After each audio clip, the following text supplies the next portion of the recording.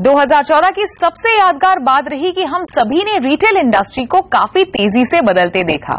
एक तरफ हमने इकोनॉमी को सुधरते देखा, खरीदारों को दुकानों तक जाते देखा, तो दूसरी तरफ कई कंज्यूमर्स को ऑनलाइन प्लेटफॉर्म्स की ओर ज्यादा कंफर्टेबल होते भी देखा। पॉइंट ऑफ परचेज के समय एक तरीके का कॉम्पिटिटिव क्लटर ज्यादा तगड़ा भी होते हुए देखा। Xiaomi, मोटोरोला, अमेरिकन स्वान जैसी कंपनीज को एक्सक्लूसिव ऑनलाइन टाइप्स करते देखा। ट्रेडिशनल रिटेल प्लेयर्स जैसे नाइकी, पूमा, रेमंड, बिग बाजार, हाई डिजाइन को अपने कंज्यूमर्स के लिए कस्टमाइज सॉल्यूशंस भी बनाते हुए देखा। तो काफी कुछ हुआ 2014 में। अब सवाल है कि 2015 रिटेल के लिए कैसा होगा। इसी पर चर्चा करने के लिए मेरे साथ स्टूडियो में है जानी मानी मैनेजमेंट और market research consultant Rama Bijapurkar, Rahul Sehgal, president at Geometry Global, और Ashish Bhasin, chairman and CEO South Asia Dentsu Aegis Network. Welcome to the show. सबसे पहला सवाल राहुल आपसे कि 2014 के रिटेल इंडस्ट्री के क्या हाइलाइट्स रहे? आई थिंक बेसिक हाइलाइट्स यही रहे कि अगर आप 2014 में देखिए तो काफी टिपिंग पॉइंट्स आ गया था with online retail really taking of in many ways. Online retail में अगर आप देखोगे तो काफी सारे बिग सेल्स, बिग डेज जैसे फ्यूचर ग्रुप और जैसे आपके ऑफलाइन ब्रिक एंड मोटर बड़े रिटेलर्स करते हैं, वैसे जैसे फ्लिपकार्ट ने किया, स्नैपडील ने किया और काफी सारे लोगों ने किया। और अगर आप उन दिनों पे इनके सेल्स भी रिकॉर्ड करेंगे तो आप देखोगे कि काफी बड़ा एक स्पाइक आया था। तो I think the time has come and 2014 will show the way forward to say that काफी सारे लोग अब ऑनलाइन पे विश्वास करने लग गए हैं और अपनी काफी प्रोडक्ट्स, काफी जरूरतें उन्हें ऑनलाइन से मिल रही है। I think they will go more and more people go online. एक तरीके का जो रिजर्वेशन था ऑनलाइन के अगेंस्ट वो ब्रेक हुआ है। रमा, मुझे आपसे जानना है कि इसी ट्रेंड को ध्यान में रखकर 2015 में आप किस तरह के चेंजेस या फिर किस तरह के कंज्यूमर्स को किस तरह से इवॉल्व होते हुए देखते हैं? लेकिन पहली बात है कि पूरा जहां ऑनलाइन रिटेलर्स के बिहाफ पे काम कर रही हैं, जैसे स्मार्टफोन के दाम गिर रहे हैं और सब टेलकोज भी इंटरनेट का डेटा यूसेज प्रमोट कर रहे हैं और इतनी ट्रैफिक बुरी हालत है और इतना रोड्स बुरे हालत हैं कि ऑनलाइन ही अच्छा होता है। तो पूरी दुनिया is working for online. Equally वो उल्टा साइड जा रहा है ऑफलाइन के लिए। वो बेचारे ना एफडीआई आई है, ना उन लोग को ज्यादा पैसा मिल रहा है कैपिटल एक्सपेंशन के लिए, और अगर आप पार्किंग को देखो तो जाने की कोई गुंजाइश भी नहीं है। सो एक तो वो देख रहे हैं कंज्यूमर्स। दूसरी बात यह है कि जो ऑनलाइन रिटेलर्स हैं उतना एडवर्टाइजिंग मैंने कभी ऑनलाइन पे नहीं देखा है कि सब लोग मिल के कैटेगरी एक्सपैंड कर रहे हैं। सो ऑब्वियसली उसका तो कुछ असर पड़ता है, दैट्स क्वाइट क्लियर। कंज्यूमर्स को कोई रिलीजन नहीं होती है। कंज्यूमर्स सिर्फ कहते हैं कि जहां पे मेरे को सबसे ज्यादा वैल्यू मिलती है, वैल्यू मतलब जितना बेनिफिट और जितना कॉस्ट, वहां जाएंगे। और पिछले साल अगर आप देखो तो सबसे कम दाम ऑनलाइन पे मिल रहा था। ये भी एक पूरा जैसे एडवर्टाइजिंग दिखा रहे हैं कि इतना बड़ा सारा चेस्ट ऑफ ड्रॉर्स 12 माला ऊपर चढ़ा दो, फिर बोलो it's not working for me, तो वो वापस लेके जाते हैं। तो भला कंज्यूमर इडियट नहीं है ना, जहां पे कंज्यूमर वैल्यू मिलता है वहीं कंज्यूमर जाएंगे। तो ये ट्रेंड्स सप्लायर्स शेप करते हैं भी कंज्यूमर्स को, और बाकी एनवायरनमेंट भी शेप करती है कंज्यूमर्स को। और इस साल मुझे नहीं लग रहा है कि रियल एस्टेट के प्राइसेस गिरेंगे। मुझे नहीं लगता है कि कोई लोन लेके इस इंटरेस्ट रेट्स पे रिटेल बिजनेस नया बढ़ा सकता है, चला सकता है। तो इसलिए राज ऑनलाइन रिटेलर्स की ही होगी। आपने एक इंटरेस्टिंग बात कही, बहुत डिस्काउंट्स दे रहे हैं ऑनलाइन रिटेलर्स। जो हमने देखा पिछले कुछ सालों में, चाहे वो ट्रैवल पोर्टल्स हो, चाहे वो फैशन पोर्टल्स हो, हर एक डिस्काउंट की बात कर रहा है। आशीष, क्या आपको लगता है 2015 भी उतना ही डिस्काउंट ड्रिवन होगा? और डिस्काउंट देने से क्या आपको नहीं लगता कि एक तरह से ब्रांड इमेज पे एक थोड़ा नेगेटिव असर हो रहा है, बिकॉज कोई लॉयल्टी नहीं रहती कंज्यूमर की डिस्काउंट ड्रिवन? देखिए, मुझे नहीं लगता कि उससे कोई नेगेटिव असर होगा। डिस्काउंट्स बहुत जरूरी थे क्योंकि रिटेल मार्जिन इंडिया में कई जगह पे बहुत हाई था, तो एक तरह से कंज्यूमर को बेनिफिट ही हो रहा है। दूसरा, जहां तक ब्रांड की बात है, जो ब्रांड बिल्डर है, जो एडवर्टाइजर है, उसे अपना ब्रांड बिल्ड करना है।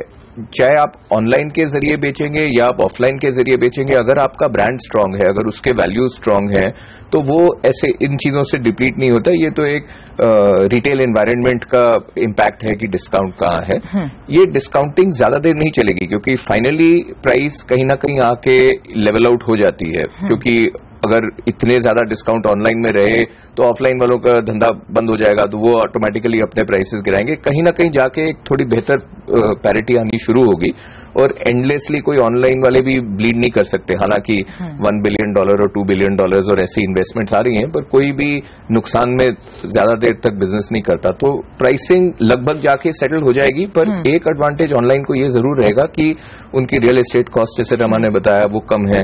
उनके बाकी कॉस्ट अगर वो एफिशिएंसी दिखाएंगे तो वो बेनिफिट उन्हें जरूर मिलेगा। आपने कहा ब्रांड्स पे कोई असर नहीं होगा इन टर्म्स ऑफ डिस्काउंट्स, पर क्या इंडिविजुअल साइट्स अपने आप की एक आइडेंटिटी बना पा रहे हैं? क्योंकि मुझे फर्क नहीं पड़ता कि मैं इस साइट पे हूं या फिर उस साइट पे हूं, या फिर मैं क्लियर ट्रिप पे हूं या मेक माई ट्रिप पे हूं या किसी और दूसरे साइट पे हूं, जहां पे सबसे सस्ता मुझे मिल रहा है, तो मेरी एक तरीके से एज अ कंज्यूमर कोई लॉयल्टी नहीं है उस किसी भी साइट की तरफ, जैसे पहले थी एक स्टोर की तरफ। ये आपकी बात ठीक है। इससे क्या हो रहा है कि अभी कई जो साइट ओनर्स हैं वो कई 100 करोड़ रुपया पर site, hundreds of crore of rupees अपनी ब्रांड बिल्डिंग में लगा रहे हैं। तो जब ये थोड़ा सेटल हो जाएगा, साल 2 साल 3 साल के बाद, जब कुछ ब्रांड्स की एक इमेज बन जाएगी, कुछ ब्रांड्स का परफॉर्मेंस ट्रैक रिकॉर्ड बन जाएगा, कोई साइट्स बेटर डिलीवरी कर पाएंगी और ज्यादा रिलायबल होंगी, कोई कम होंगी, तो उनका भी एक वहां पे भी आप देखेंगे कि एक तरह की लॉयल्टी बननी शुरू हो जाएगी। अगर आप विदेशी देशों में देखिए, वेस्टर्न कंट्रीज में जहां ऑनलाइन का ट्रेंड बहुत पहले है, वहां लगभग उतनी ही लॉयल्टी ऑनलाइन साइट्स के साथ है जितनी एक कंज्यूमर की अपने ऑफलाइन स्टोर्स के साथ होती थी। तो सबसे पहले ब्रांड तो वो ऑनलाइन ऑफलाइन लोग को बनाना चाहिए ना। अगर आप पूरा क्रॉफर्ड मार्केट नेट पे चढ़ा के बोलो कि ये मेरा ब्रांड है, वो तो ब्रांड नहीं है। ब्रांड का एसेंस है why buy me and not somebody else. तो जैसे आप कह रहे हैं, इफ यूर ऑन फ्लिपकार्ट और you're on Amazon, if you're on A और यूर ऑन बी, अगर कोई फर्क नहीं पड़ता तो कोई कंज्यूमर का कसूर नहीं है लॉयल्टी का। उनमें से जो भी अपना ब्रांड बना पाएंगे, अपनी मार्केट प्लेस का ब्रांड बना पाएंगे, वो बेहतर सक्सीड करेंगे।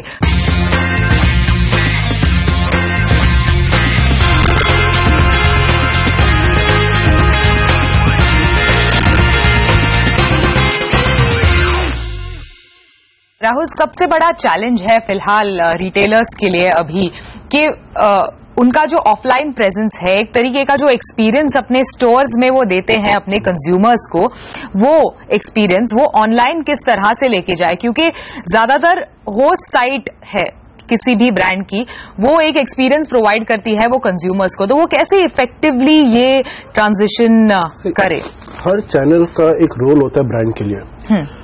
कुछ चैनल होते हैं पॉइंट्स ऑफ ब्रांड बिल्डिंग, कुछ चैनल्स होते हैं पॉइंट ऑफ डिस्कवरी, कुछ चैनल्स होते हैं पॉइंट ऑफ एक्सपीरियंस, और कुछ चैनल्स होते हैं point of purchase. Online is evolving to become, it has become a point of purchase. तो आप प्रोडक्ट को डिस्कवर कहीं पे भी कीजिए, आप क्रोमा में जाके या किसी भी ऑफलाइन स्टोर में जाके आप प्रोडक्ट को एक्सपीरियंस कर सकते हैं, डेमोन्स्ट्रेशन दे सकते हैं और आप प्रोडक्ट को चुन सकते हैं। आप कहीं पे भी ऑनलाइन जाके रिव्यूज पढ़ सकते हैं अपने इलेक्ट्रॉनिक प्रोडक्ट के बारे में। लेकिन जब आप खरीदना चाहें तो आप वहीं से खरीदोगे जहां से आपको सबसे सस्ता मिल रहा है, क्योंकि वहां पे मुझे कोई किसी एक्सपीरियंस की जरूरत नहीं है।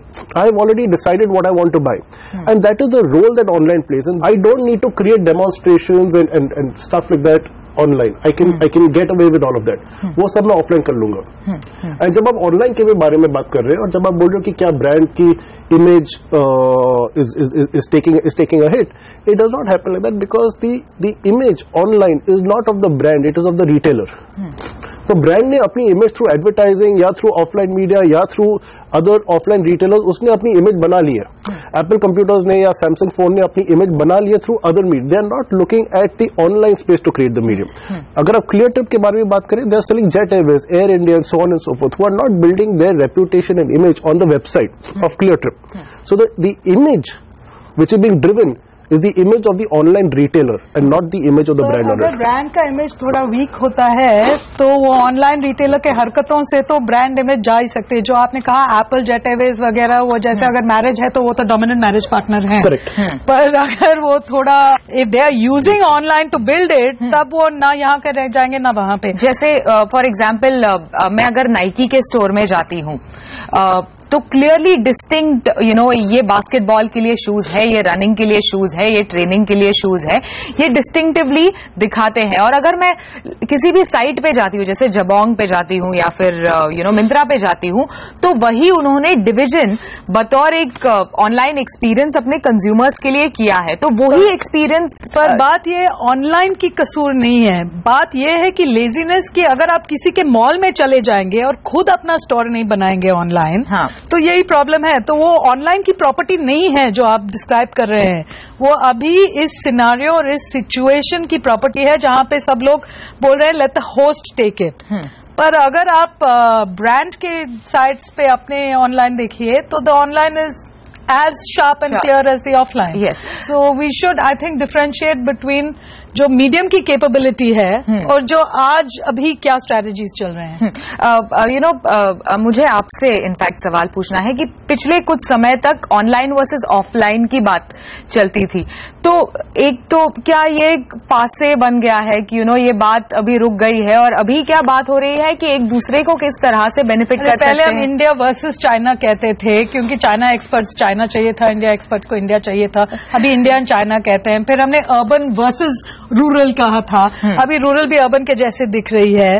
तो शुरू में जो एक्सपर्ट्स हैं, अभी भी जिसके पास एक्सपर्टीज है एक में और दूसरे में नहीं है, वो पुश करेंगे। पर हम भूल जाते हैं कि कंज्यूमर वही है, पर्स वही है, अलग अलग सिचुएशंस हैं। और अगर मेरा पैर टूटता है, नजदीक के शॉपिंग मॉल में चलो, तो घर में बैठ के अगर नेट कनेक्टिविटी इंप्रूव्ड है और चीपर है तो कर ही लेंगे। तो दूसरे कई फैक्टर्स है जिसपे भी इन्वॉल्व करता है पूरे ऑनलाइन सेल्स। आशीष, मुझे आपसे जानना है कि ओवरऑल कंट्रीब्यूशन कितना रहा है ऑनलाइन का इन टर्म्स ऑफ स्पेंड्स इस साल रिटेल इंडस्ट्री को? देखिए, लगभग जो ऑर्गेनाइज सेक्टर के अगर आप स्पेंड्स की बात करें तो लगभग 7-8% उन्होंने मार्केट शेयर कैप्चर किया होगा। बट एक बहुत बड़ी चीज हम भूल रहे हैं, ये आप ऑनलाइन और ऑफलाइन की बातें कर रही हैं, पर जो असली एक और ट्रेंड बहुत बड़ा इंडिया में जो हो रहा है वो अनऑर्गेनाइज रिटेल से ऑर्गेनाइज रिटेल की तरफ आ रहा है, चाहे वो ऑर्गेनाइज रिटेल ऑनलाइन हो या ऑफलाइन हो।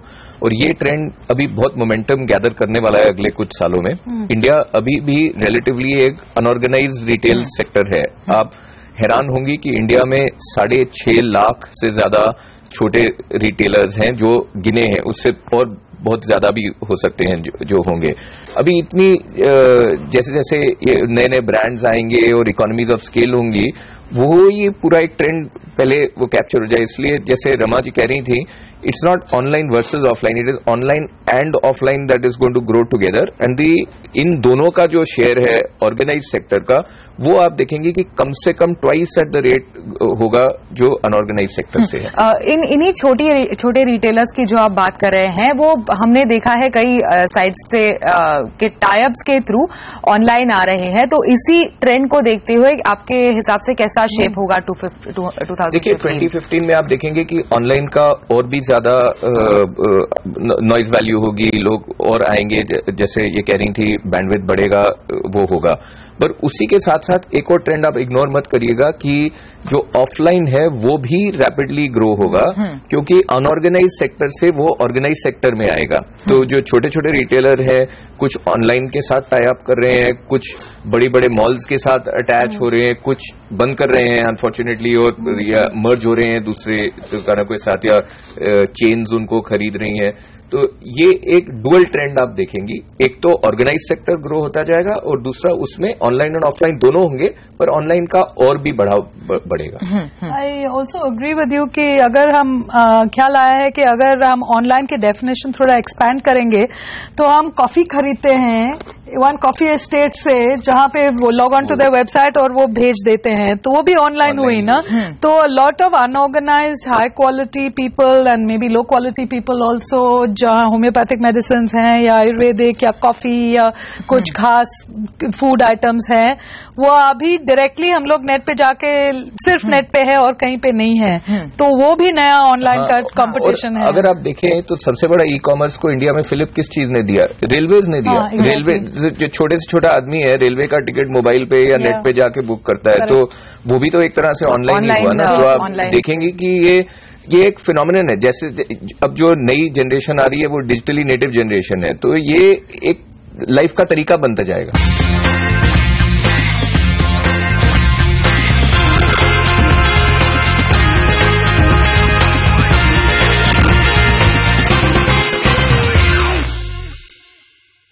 बहुत बात चली कि किस तरह से ऑनलाइन के आने से ओवरऑल मीडिया स्पेंड्स पर एक पॉजिटिव असर हुआ है पिछले साल में। ये आप कैसे देखते हैं मीडिया स्पेंड्स के हिसाब से, बोथ ऑनलाइन और offline? See, digital advertising is anyway going up, so as a percentage हम लोगों ने देखा कि पिछले, in fact not only last year but over the last 3 years it's had a very healthy growth rate growing, और उसका जो ग्रोथ रेट है वो ट्रेडिशनल एडवर्टाइजिंग से कहीं ज्यादा है। तो वो तो हम देख ही रहे हैं। ऊपर से हम ये भी देख रहे हैं कि ऑनलाइन रिटेलर्स काफी खर्चा कर रहे हैं, लेकिन आई थिंक ओवरऑल अगर आप देखें, आई डोंट थिंक कि the contribution of online retailers who are advertising is significant. It's not like the telecom, ऐसा नहीं है जैसे टेलीकॉम इंडस्ट्री जब आया था 15 साल पहले और 10 साल पहले, और उन्होंने जितना खर्चा किया था ऑन एडवर्टाइजिंग, और केवल टेलीकॉम इंडस्ट्री की वजह से हमने देखा था कि एडवर्टाइजिंग स्पेंड में काफी बढ़ोतरी हुई है। मुझे नहीं लगता कि ऑनलाइन रिटेलर्स की वजह से, इवन ऑफलाइन रिटेलर्स की वजह से उतना कुछ हुआ है, because I don't think they are major contributors to advertising today, and I don't think that the retail channel as such, अगर आप इंटरनेशनली भी देखें तो retail channel as such, retailers are not big advertisers. लगभग जो advertising industry की growth rate है वो 8-9% के करीब है। इनका कहना बिल्कुल ठीक है, जो डिजिटल पार्ट है वो 35% तक हो रहा है। पर जो लास्ट ईयर जो हमने फिनोमिनन देखा है, और वो इंडिया स्पेसिफिक है, ये ग्लोबली नहीं होता, online retailer is the fastest growing category of advertisers, अगर आप 13 और 14 के बीच में देखेंगे। और हमें सबसे ज्यादा आश्चर्य इस चीज का हुआ कि कई जो एस्टैब्लिश्ड कैटेगरीज थी, टेलीकॉम में जितनी ग्रोथ नहीं हुई एडवर्टाइजिंग में, उससे मत ज्यादा ग्रोथ ऑनलाइन एडवर्टाइजर्स की उसमें हुई है, और बहुत सारा ऑफलाइन भी एडवर्टाइज करते हुए। और ये एक इंडिया का ही फिनोमिनन है ये, और कहीं नहीं देखा जाता, क्योंकि ये लोग मार्केट एक्सपैंड करना चाहते हैं। जैसे मैं बुक माई शो एडवर्टाइजिंग देखती हूँ, या ये पेपर फ्राई का जो चल रहा है, और अगले 2-3 साल के लिए आप देखेंगे कि ये एक बहुत हेविली एडवर्टाइज्ड कैटेगरी बनने वाली है। ओके, जो ऑर्गेनाइज्ड रिटेलर्स है ऑफलाइन, उन्हें क्या करना चाहिए अपनी मार्केट को एक्सपैंड करने के लिए इस साल? सबसे पहले अगर पार्किंग थोड़ा 20% बढ़ेगी ना, तब शायद 50-100%, क्योंकि डेयरी का मूड अगर इतना खराब है, क्योंकि वहां पहुंचने के लिए 2 घंटे लगे, तो there is a problem there. दूसरी बात है कि I think that the offline retailers must start delivering more value ना। अगर आप नेचर्स बास्केट में जाइए तो निकलते निकलते यहाँ पे पेमेंट काउंटर है, यहाँ पे गेट है, आप बोलते हैं कि बिल चेक कराना है, तो फिर वहां जाने की कोई जरूरत ही नहीं है ना, बिकॉज इट्स लाइक कंप्लीटली सिली। तो ये लोग बहुत सारे ऐसे चीजें करते हैं। I think online offline retailers को अपने ब्रांड जो है बनाना है। ये मर्चेंडाइज का असॉर्टमेंट और मिक्स डाल के ब्रांड नहीं बनती है। कोई कॉन्सेप्ट होना चाहिए कि मैं क्या हूँ, क्यों हूँ, किस चीज के लिए मैं स्टैंड करता हूँ। ये नहीं कि 3 फ्लोर्स हैं आपके ऑफलाइन रिटेल आउटलेट को, और एक फ्लोर पे जाओ तो आप कंफ्यूज होते हैं कि आउटलेट क्या है, और कंफ्यूज होते हैं कि हम क्या हैं। तो ऐसे नहीं, तो there are some rules of it, पर अभी उन लोग के पास पैसे भी थोड़े कम हैं लगते हैं, दे आर नॉट लेंडिंग, तो ये इकोनॉमिक्स की बात हुई है। राहुल, इसी पे आपकी एक्सपर्टीज है, तो आपके हिसाब से क्या करना चाहिए ऑफलाइन रिटेलर्स को? और see, I think offline retailers online retailers के साथ सेम पॉइंट पे कम्पीट नहीं कर सकते। यू हैव टू अंडरस्टैंड कि इंसान ऑफलाइन रिटेल में क्यों जाता है, ऑनलाइन रिटेल में क्यों जाता है, दो बहुत अलग अलग रीजन से जाता है।